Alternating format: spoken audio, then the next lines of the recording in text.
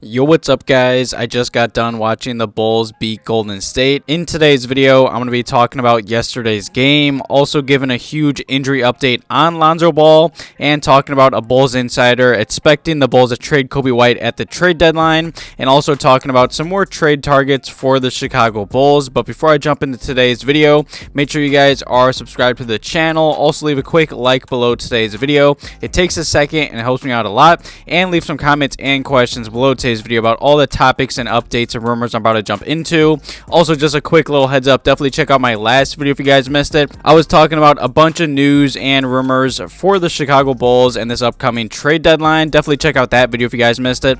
But nonetheless, let's just jump right into today's video. Obviously, yesterday's win versus Golden State was a huge W in my eyes. Obviously, Golden State is now 21-22. They did win the championship last year, and for this whole season, Golden State's kind of been dealing with a few injuries here and there, and their play has also been up and down like the Chicago Bulls.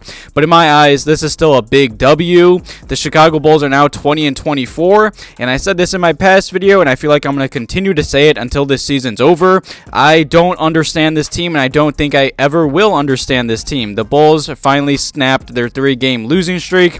Obviously, huge shout out to Vuce. He went crazy. He had a career high 43 points.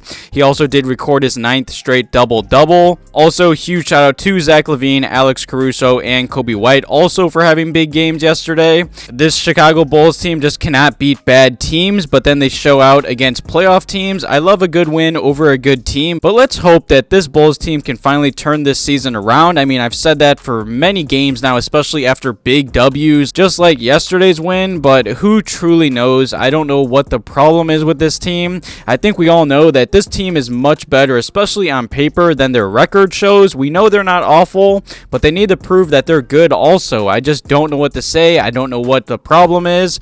This Bulls team has been breaking streaks all season long. They beat Boston's 9-game winning streak. They beat the Bucks for the first time since 2017. They also beat Brooklyn's 12-game winning streak earlier this year, and now they just had their first win over Golden State since 2017. This team has been all over the place. Definitely leave some comments and questions below today's video about yesterday's game and just the current state of the Chicago Bulls. And now let's jump right into a huge injury update on Lonzo Ball. It has officially been a full year since Lonzo Ball has last played basketball. Obviously, that's very sad to say because I think we all know how important Lonzo Ball is to this team. And despite some small improvements and some hopeful Instagram posts, Lonzo Ball's future with the Chicago Bulls remains uncertain. Obviously, Lonzo Ball, if you guys missed it, posted some videos on his Instagram the other day. He was dunking, running, and just working out. I'll make sure to throw up those videos. I posted an Instagram reel the other day on my Instagram of all the videos in a compilation. Definitely check out that if you missed it. But at the end of the day, this is good to see. I still don't expect Lonzo Ball to play this season, but it's at least good to see that he's dunking, jumping, and running. And obviously, after those videos came out, Bulls fans on Twitter went crazy, and Casey Johnson put out another little update on Lonzo Ball. And Billy Donovan did say that Lonzo Ball would still need a long runway to return to play once he has been cleared for cutting and full speed daily on-court running, which he hasn't yet. And obviously, this is good news that he's running and jumping and, I'd say dunking, but at the end of the day, he still hasn't been cleared to cut or just fully run. He still is dealing with some pain here and there, Casey Johnson did say. And like Casey Johnson did say in this article that came out the other day, there's still no timeline, so I don't expect Lonzo Ball to return this season. Hopefully, he could just get ready for the start of next year. That's honestly the best case scenario in my eyes. And the next topic in today's video is about this article that came out from Sports Mockery, and the article was titled, Bulls Insider Does Expect Coby White Likely Will Be Traded at the Trade Deadline.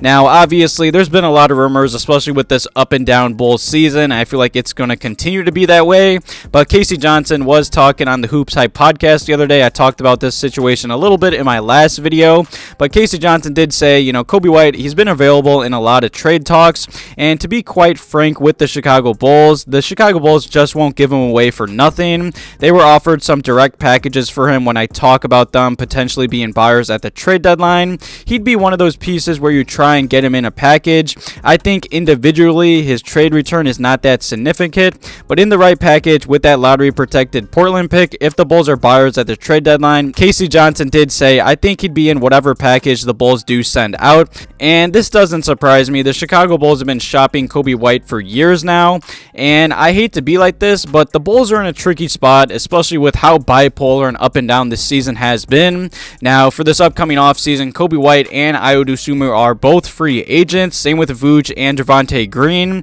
It's going to be really interesting and difficult to see what the Bulls are going to do at the trade deadline and in this upcoming offseason, because I don't believe the Chicago Bulls have all the cap space to bring all these guys back, and I think we all know the Bulls really shouldn't do that. We need change, and I hope that does happen at the trade deadline.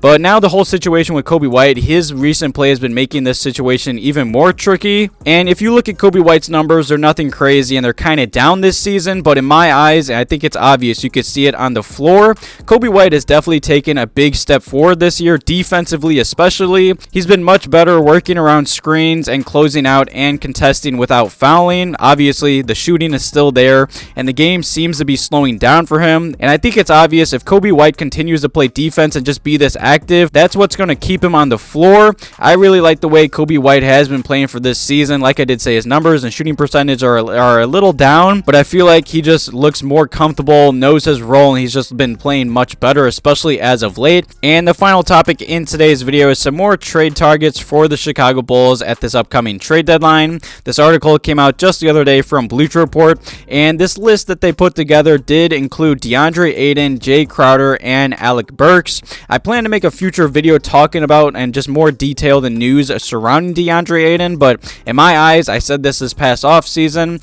obviously the whole Suns situation and DeAndre Ayton situation has been kind of a mess, but in my eyes, DeAndre Ayton would be the perfect center for this Bulls team and roster. Ayton would be a monster down low. He's a good defensive-minded center, and I feel like he'd be the team's franchise center for years to come. I just don't see the Suns trading him as of right now.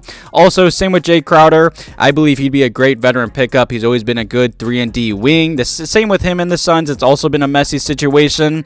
In my eyes, I just don't know how much a simple Jay Crowder or Alex Burks trade would really move the needle for this Bulls team. And obviously, you can also throw Miles Turner's name onto this list. He's been linked to the Bulls for years now, and I saw Bulls Central just posted a video the other day urging the Bulls to trade for him and Buddy Hield.